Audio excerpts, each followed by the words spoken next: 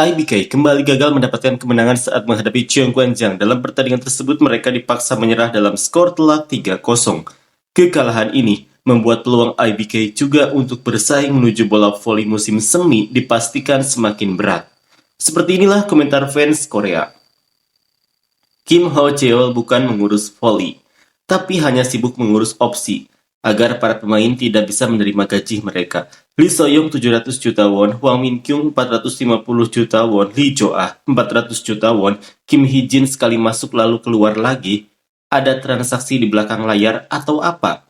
Dengan keberhasilan Mega, Peach dan Tanaja, dinamika V-League telah berubah. Sekarang, bahkan pemain Asia pun harus mencetak poin setara dengan pemain asing agar tim bisa lolos ke babak playoff seperti Cheong Guanjiang dan Hankook.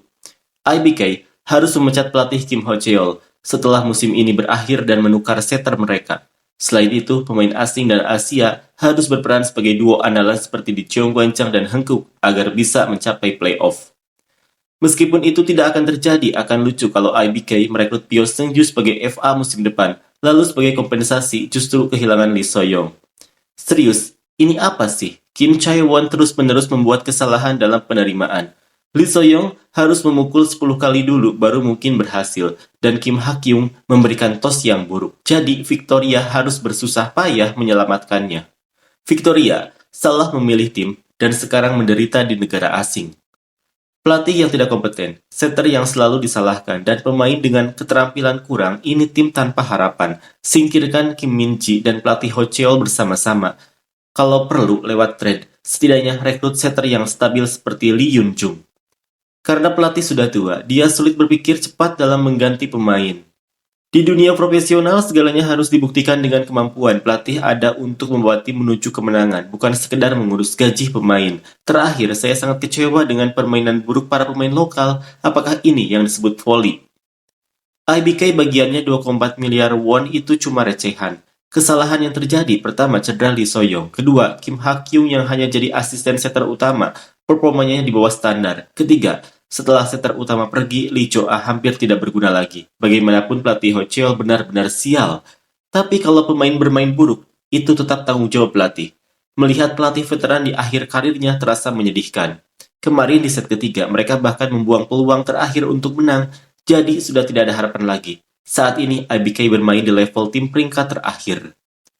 Bahkan penonton biasa pun sudah bisa memprediksi situasi ini. Apakah hanya pelatih Kim Ho Cheol yang tidak menyadarinya? Mengapa dia selalu menganalisis penyebabnya hanya berdasarkan hasil akhir?